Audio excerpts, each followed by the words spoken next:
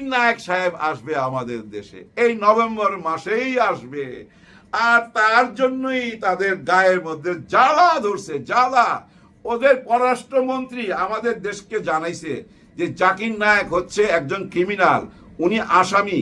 2016 সালে আমাদের দেশ থেকে মানে ভারত থেকে মানি লন্ডারিং কইরা এবং অনেক ক্রাইম কইরা পালায়া চলে গেছে মালয়েশিয়া। সে যদি বাংলাদেশে আসে এটা ভারতের জন্য হুমকি। এনসিপিকে কোচি বলছে বিএনপি, বিএনপিকে ওদিকে বিয়ে কাবিন এসব শেখাচ্ছেন নাসির উদ্দিন পাটোয়ারিরা। জামায়াতকে আবার এনসিপি বিএনপি সকাল সন্ধ্যায় ধুয়ে দিচ্ছে। মানে বাংলাদেশের রাজনীতিতে এমন হজবরল অবস্থা আগে দেখা। কিছুদিনের মধ্যে বিএনপি টের পাবে যে ইউনূস কি জিনিস, সরকার কি জিনিস। বিএনপি মজায় মজায় আনন্দে আনন্দে 5 আগস্টের পর চাঁদাবাজি করে আসছে, অ্যাজিব যে বিএনপি ক্ষমতায়। আই রিপিট, চাঁদাবাজি কারা করে? এ দেশে আর গান বাজনার চর্চা হবে না, এ দেশে শরীর চর্চা হবে না, এই দেশে শুধুমাত্র মানে আফগানিস্তানের আদলে রাষ্ট্র কাঠামোটাকে তৈরি করার বন্দোবস্ত হবে। আসসালামু আলাইকুম ওয়া রাহমাতুল্লাহ। রওশন বিডি নিউজে আপনাদের স্বাগতম। প্রিয় দর্শক, বাংলাদেশের নির্বাচনে এই রাজনৈতিক প্রেক্ষাপট নিয়ে যে পরিবেশ পরিস্থিতি তৈরি হয়েছে, সেই পরিবেশ পরিস্থিতি নিয়েই আজকের এই ভিডিওটা। ভিডিওর শুরুতেই যে শিরোনামগুলো আছে সেই শিরোনামগুলো দেখেই বুঝতে পেরেছেন যে আজকের এই ভিডিওটা কত গুরুত্বপূর্ণ এবং আকর্ষণীয় হতে পারে। কেননা এই ভিডিওর মাধ্যমে আপনারা দেখতে পাবেন বাংলাদেশের রাজনৈতিক বিষয়গুলো কত দূর পর্যন্ত পৌঁছেছে, সেই বিষয়গুলো আজকে এই ভিডিওর মাধ্যমে আপনারা দেখতে পাবেন এবং বুঝতে পারবেন। তাই চলুন কথা না বাড়িয়ে আমরা ভিডিওটা না টেনে সম্পূর্ণ শুরু থেকে শেষ পর্যন্ত দেখে আসি। আর যারা এখন আমার চ্যানেলটি সাবস্ক্রাইব করেননি, আমার চ্যানেলটি সাবস্ক্রাইব করে নেবেন এবং পাশে থাকা বেল আইকনটি বাজিয়ে রাখবেন। দেখেন, আমাদের এখানে যদি পাকিস্তান থেকে পাকিস্তানের সেনা প্রধান আসে, ওনাদের জ্বালা শুরু হয়ে যায়। জ্বালা রে জ্বালা, আহারে মহা জ্বালা। ওনাদের মধ্যে অনেক চিন্তা ভাবনা, ওনাদের মিডিয়া ঝাঁপায় পড়ে। পাকিস্তানের সেনা বাহিনী কেন বাংলাদেশে আসবে? তার মানে কি বাংলাদেশ পাকিস্তানের সাথে কোনো সামরিক চুক্তি করতে যাচ্ছে, কোনো প্রতিরক্ষা চুক্তি করতে যাচ্ছে? এরকম আলোচনা ওনাদের মিডিয়ার সামনে চলে আসে। আসার পিছনে কারণ কি জানেন? পাকিস্তান সৌদি আরবের সাথে সামরিক চুক্তি করা আছে, পাকিস্তানের সাথে সৌদি আরবের প্রতিরক্ষা চুক্তি আছে। এর অর্থ কি জানেন? পাকিস্তানে যদি কেউ আক্রমণ করে, সৌদি আরব তাকে পুরো সমর্থন করবে, হেল্প করবে। আবার সৌদি আরবে যদি কেউ আক্রমণ করে, পাকিস্তান তাকে সাহায্য করবে, পাকিস্তান তার পাশে দাঁড়াবে। এরকম একটা চুক্তি আছে। এরকম একটা চুক্তি যদি আবার বাংলাদেশের সাথে হয়ে যায় পাকিস্তানের, তাহলে তো ভাই 12টা বাইজা যাবে। হ্যাঁ ভাই, 12টা বাইজা যাবে। আমাদের বাংলাদেশের 3 দিকে হচ্ছে ভারত, আর পাকিস্তানের পুরো একটা দিক ভারত।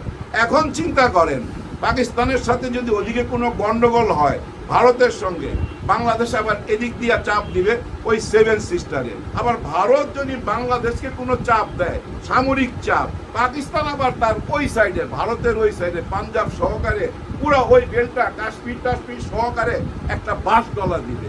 এরকম একটা চুক্তি কি হইতে যাচ্ছে? এরকম কথাবার্তাও কিন্তু তাদের মিডিয়ার সামনে আইসা তারা নির্লজ্জের মতো বলতে থাকে।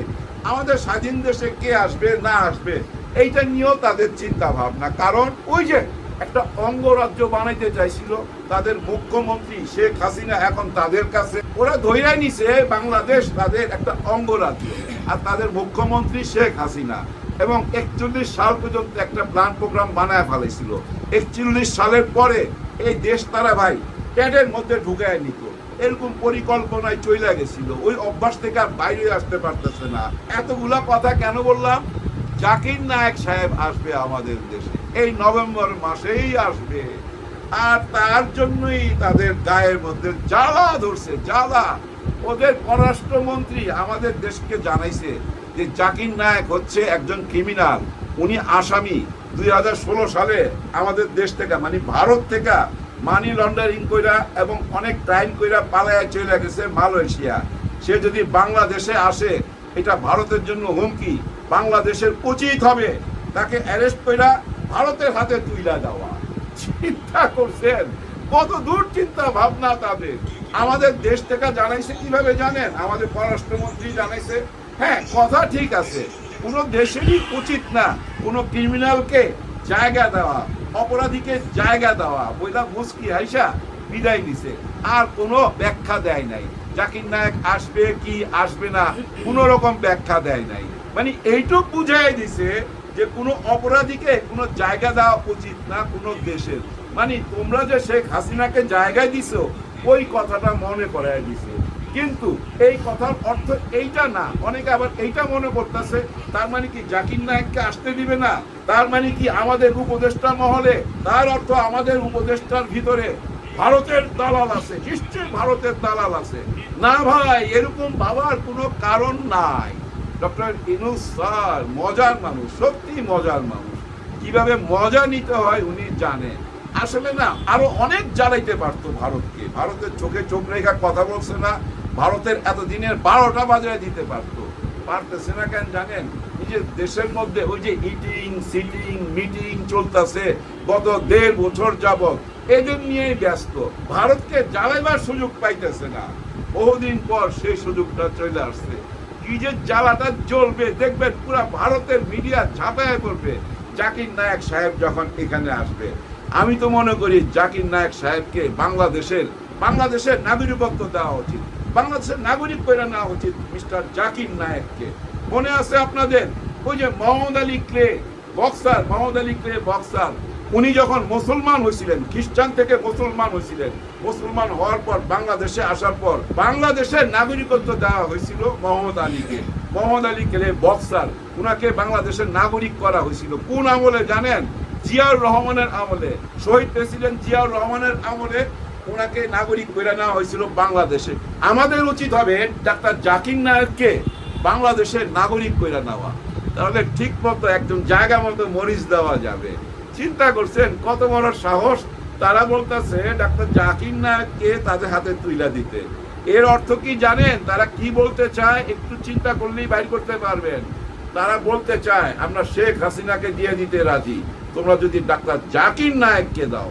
এটাই বোঝা যায়। কারণ কি, ওরা তো জানে আমাদের দেশের সবচেয়ে বড় অপরাধী তাদের দেশে, তাহলে তারা কোন মুখে ডাক্তার জাকির নায়েককে চাবে? তার অর্থ কি জানেন? ওরা চাচ্ছে বাংলাদেশ থেকে এরকম কোন প্রস্তাব দেখ যে ঠিক আছে আমরা দিয়ে দেবো ডাক্তার জাকির নায়েককে, তোমরা শেখ হাসিনাকে দাও। আরে ও ভাই, 1000টা শেখ হাসিনাকে দিল তো ডাক্তার জাকির নায়েককে দেওয়া যাবে না, উনার সমানও হইতে পারবে না। 1000টা হাসিনা উনার পায়ের নখেরও যোগ্য না। এটা কেন বুঝেন না? উনি কে আর শেখ হাসিনা কে? আরে একজন শেখ হাসিনা বানাইবার জন্য বেশি কিছু না, কিছু অংশ আর্মি, কিছু অংশ র্যাব, কিছু অংশ পুলিশ যদি এক করতে পারেন, এরকম শেখ হাসিনার জন্ম দেওয়া যায়। একটা না, 100টা। কিন্তু একজন জাকির নায়েককে কি জন্ম দিতে পারবেন ওই পুলিশ র্যাব মিলিটারি দিয়া? না, ওইটা জ্ঞান চর্চা করতে হবে, জ্ঞানের চর্চা। ডাক্তার জাকির নায়েকের এই মাথাটা ভাই একটা লাইব্রেরি। ধর্ম নিয়ে, ইসলাম ধর্ম নিয়ে, শুধু ইসলাম কেন, আপনি যে কোনো ধর্ম নিয়ে কথা বলেন না কেন, ডাক্তার জাকির নায়েককে যে কোনো ধর্ম নিয়ে প্রশ্ন করেন, সঙ্গে সঙ্গে উত্তর দিবে। শুধু উত্তর দেয় না ভাই, কোন পবিত্র গ্রন্থে কি লেখা আছে, কোন পাতায় লেখা আছে, পাতার নম্বর সহকারে, কত নম্বর লাইনে লেখা আছে, পৃষ্ঠার উপরে না নিচে, সব মুখস্থ বইলা দিতে পারে। আর সেই মানুষটার সাথে অনেকেই শেখ হাসিনার তুলনা করেন যে শেখ হাসিনারে দিয়ে দেন, আমরা ডাক্তার জাকির নায়েককে দিয়ে দেব।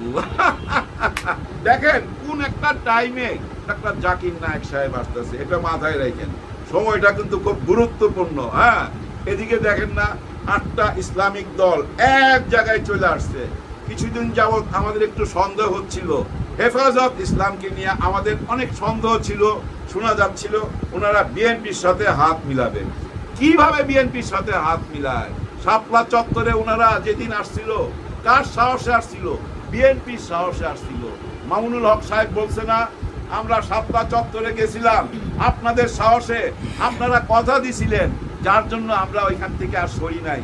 আমরা ভাবছিলাম সন্ধ্যার মধ্যে আপনারা এসা আমাদের সঙ্গে যোগ দিবেন, কিন্তু আপনারা আসেন নাই। আর সেই রাত্রেই নেমে আসে ভয়াবহ হত্যাকাণ্ড। সেই কথা কি ভুলে গেছে হেফাজত ইসলাম? না ভাই, ভুলতে পারে না। 8টা দল আজকে একসাথে আইসা কি ঘোষণা দিছে? দাবি তাদের 5টা, আর 5টা দাবির মধ্যে সবচেয়ে বড় দাবি, যেটা নিয়ে এখন সবচেয়ে বেশি আলোচনা, সেটা কি? গণভোট হবে কিনা। জুলাই সনদপত্রের বাস্তবায়নের আদেশ চায় ওনারা। শুধু আদেশ না, বাস্তবায়নের আদেশ দিতেই হবে, না দিয়া কোনো উপায় নাই। গণভোট দিতেই হবে জাতীয় নির্বাচনের আগে, এই ছাড়া কোনো উপায় নাই। আজকে উপদেষ্টারাও কিন্তু প্রেস ব্রিফিং করছিল, ওনারা প্রেসকে ডাকছে। ওদিক দিয়ে আবার দেখেন গুলশানে বিএনপির মিটিং চলতেছে, প্রেস ওইখানে দৌড়াইতেছে। আবার 8 দল একসাথে হইয়া জামাত ইসলামের সঙ্গে যে প্ল্যাটফর্মে আসছে ওইখানে প্রেস দৌড়াইতেছে। সমস্ত সাংবাদিক ভাই ব্যস্ত হয়ে গেছে। এই ব্যস্ততার মধ্যে আমাদের উপদেষ্টা আসিফ নজরুল সাহেব কেন ডাকলো এটা বুঝলাম না। উনি ডাইকা শুধু বলল আগামী 1 সপ্তাহের মধ্যে সমস্ত দল যদি একসাথ হইয়া কোনো সিদ্ধান্ত না দেয় তাহলে সরকারি একটা সিদ্ধান্ত নিবে। কথাটা বুঝেন, কথাটার মধ্যে লজিক আছে। কারণ আপনারা সমস্ত দল মিলা তো আওয়ামী লীগকে সরাইছেন, এক প্ল্যাটফর্মে ছিলেন, একসাথে কাঁধে কাঁধ মিলায়া হাতে হাত মিলায়া স্বৈরাচারের বিরুদ্ধে যুদ্ধ করলেন। তাহলে এখন কেন একসাথ হইয়া একটা সিদ্ধান্ত আসতে পারবেন না? আর যদি আপনারা সিদ্ধান্তে না আসেন তাহলে আমরা 1 সপ্তাহের মধ্যে সিদ্ধান্ত দিয়ে। অক্টোবরও চলে গেল, সব ঠিক থাকলে ভোটের আর বাকি মাত্র 3 মাস। যদিও নির্বাচন আসলে হবে কিনা ঠিক সময়ে সেটা নিয়ে সন্দেহ দানা বেঁধেছে চূড়ান্ত রূপে।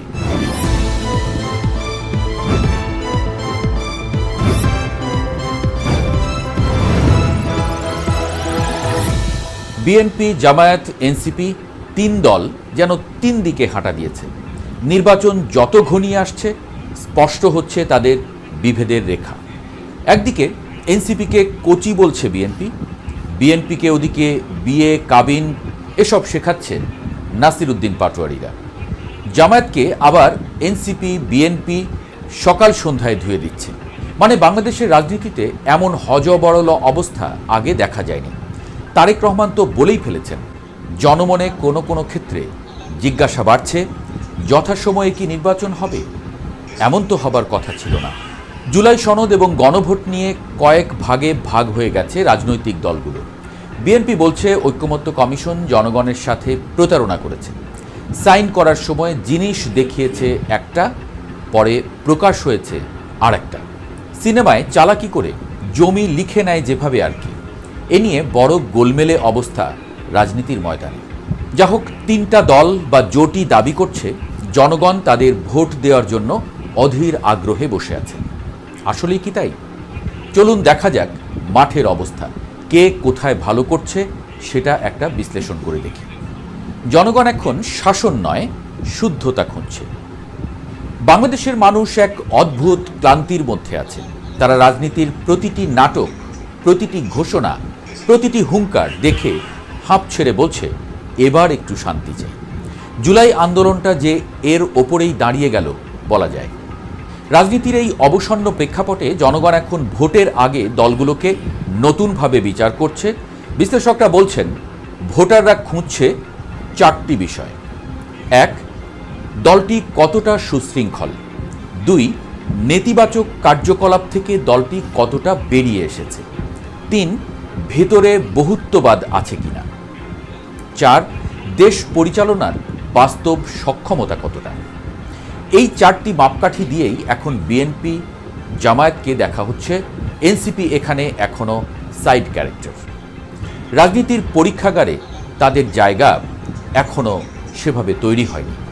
মানুষ ভাবতেই পারছে না 25-30 বছরের একটি ছেলে প্রধানমন্ত্রী হয়ে এত ব্যতিক্রমী একটা দেশ চালাতে পারবেন।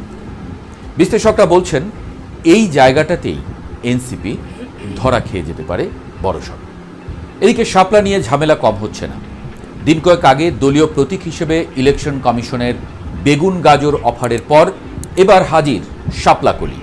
এ নিয়ে হাসি ঠাট্টায় মেতে উঠেছে সামাজিক যোগাযোগ মাধ্যম। দলটির শাপলা প্রতীক নিয়ে অনড়, কিন্তু ইসি চাচ্ছে না। অনেকে মুখ চেপে বলছেন এটা আসলে রাজায় রাজায় খেলা টাইপের, তুমি প্রতীক দিও না, নির্বাচন পেছানোর ব্যবস্থা নিচ্ছি আমরা। যদিও আজ হঠাৎ করে তারা নির্বাচনী প্রতীক হিসেবে শাপলাকলি নিতে রাজি হয়ে গেছে। সেই সঙ্গে আগামী জাতীয় নির্বাচনে 300 আসনে প্রার্থী দেওয়ার ঘোষণা দিয়েছে। তবে যে আগে বললেন ছোট বোঝাতেই শাপলাকলি দেওয়া হয়েছে। বিএনপি অভিজ্ঞতা আছে কিন্তু শুদ্ধতা কম। বিএনপি আগেও ক্ষমতায় ছিল, তাদের সেই সময়কার স্মৃতি, বিতর্ক আর অভিজ্ঞতা সব মিলে দলটি এখনও বড় এক ব্র্যান্ড। তাদের একটা বড় সুবিধা হলো বিএনপি বাংলাদেশের সমাজের অনেক স্তরকে একসঙ্গে প্রতিনিধিত্ব করে। গ্রামের কৃষক, শহরের ব্যবসায়ী, মধ্যবিত্তের সন্তান, এমনকি কিছুটা বাম ঘরানার মানুষ, সবাইকে বিএনপির ভেতরে পাওয়া যায়। এই বহুত্ববাদী তাদের মূল শক্তি। মানুষ ভাবে এই দলটা অন্তত সবার মতো করে ভাববে। কিন্তু সমস্যা হচ্ছে এত বছরের রাজনীতি বিএনপির শরীরে অনেক ঘা রেখে গেছে। দলটি যখন একটু উঁকি দিয়ে উঠে দাঁড়াতে চায় তখনই দুর্নীতির পুরনো কাহিনী, চাঁদাবাজির গন্ধ আর গোষ্ঠী কোন্দলের শব্দ ভেসে আসে। 15 বছর ধরে ক্ষমতার বাইরে থাকা দলটি অপেক্ষার মধ্যেই ছিল, কিন্তু সেই অপেক্ষা তাদের সংগঠনকে শক্ত করেনি, বরং আরও ছড়িয়ে দিয়েছে। এক এক জেলায় এক এক নেতা, এক এক গ্রুপ, সবাই মনে করে পরের সরকারে সেই মন্ত্রী হবে। ফল, প্রার্থী নির্ধারণে বিশৃঙ্খলার আশঙ্কা। একক প্রার্থী না পেলে প্রতিটি আসনেই শুরু হয়ে যেতে পারে টানাটানি। এই বিশৃঙ্খল চিত্রই বিএনপির জন্য সবচেয়ে বড় দুর্ভাগ্য হয়ে দাঁড়াতে পারে। জনগণ এখন সুশৃঙ্খল দল চায়, যেখানে নেতা চিৎকার না করে কাজ করে। বিএনপি সেটা দেখাতে পারেনি এখনো। তবু এক জায়গায় তারা এগিয়ে। তারা জনগণের প্রতিনিধিত্বের ব্যাপারে এখনো সবচেয়ে বাস্তবসম্মত দল। দেশ পরিচালনার অভিজ্ঞতা তাদের আছে এবং ভোটাররা সেটা জানেও। এই অভিজ্ঞতা বিএনপিকে শেষ মুহূর্তে বাড়তি সুবিধা দিতে পারে। তাছাড়া তারেক রহমান আগের চেয়ে বেশি পরিণত। তারেক রহমান ক্ষমতায় গিয়ে আসলে কি করেন সেটা দেখার আগ্রহও আছে মানুষের। যদি তারা নিজেদের ছাত্রদলীয় বিশৃঙ্খলা আর পুরনো নেতাদের দুর্নীতির ছায়া সামলাতে পারে, তবে ক্ষমতার দৌড়ে তারাই সবচেয়ে শক্তিশালী দাবিদার। জামায়াত সুশৃঙ্খল প্রতীক, কিন্তু সীমিত পরিসর। জামায়াতে ইসলামী বাংলাদেশের রাজনীতিতে এখন এক অদ্ভুত চরিত্র। মাস কয়েক আগেও তাদের ভোট ব্যাংক খুব বড় ছিল না, কিন্তু তাদের সংগঠন শৃঙ্খলিত, তাদের নেতাকর্মীরা পরিকল্পিতভাবে কাজ করেন। দুর্নীতিমুক্ত দলের একটা তুলনামূলক ইমেজ তারা গড়ে তুলতে পেরেছে, আর গত কয়েক মাসেই তার ফল হাতে নাতে পেয়েছে দলটি। বিভিন্ন জরিপ বলছে আওয়ামী লীগ এনসিপিকে সরিয়ে বিএনপিকে প্রায় ছুঁয়ে ফেলেছে দলটি। যা হোক, দুর্নীতিমুক্ত না থাকা আমাদের দেশে একটা বড় কৃতিত্বের নাম, যদিও বাকি দুনিয়ায় এটাই স্বাভাবিক বিষয়। মজার বিষয় হলো বিএনপি ও এনসিপির তুলনায় তাদের কম কেলেঙ্কারি হওয়াটাই এখন বড় ইমেজ হয়ে দাঁড়িয়েছে। 5 আগস্টের পর বিএনপির নেতাকর্মীদের যত নেতিবাচক খবর জনগণের চোখে পড়েছে, জামায়াতের ক্ষেত্রে সেটা তুলনামূলকভাবে কম।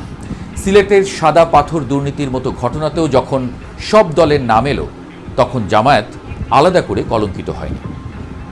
তাদের আরেকটি শক্তি হলো দলের ভেতরে নেতৃত্ব নিয়ে তেমন টানাপোড়েন নেই। প্রার্থী নির্ধারণে বিশৃঙ্খল হয় না, কারণ তাদের সিস্টেম খুব অর্ডারলি। যে প্রার্থী মনোনয়ন পাবে বাকিরা চুপচাপ কাজ করবে। এই শৃঙ্খলাকেই জনগণ এখন ইতিবাচক চোখে দেখছে।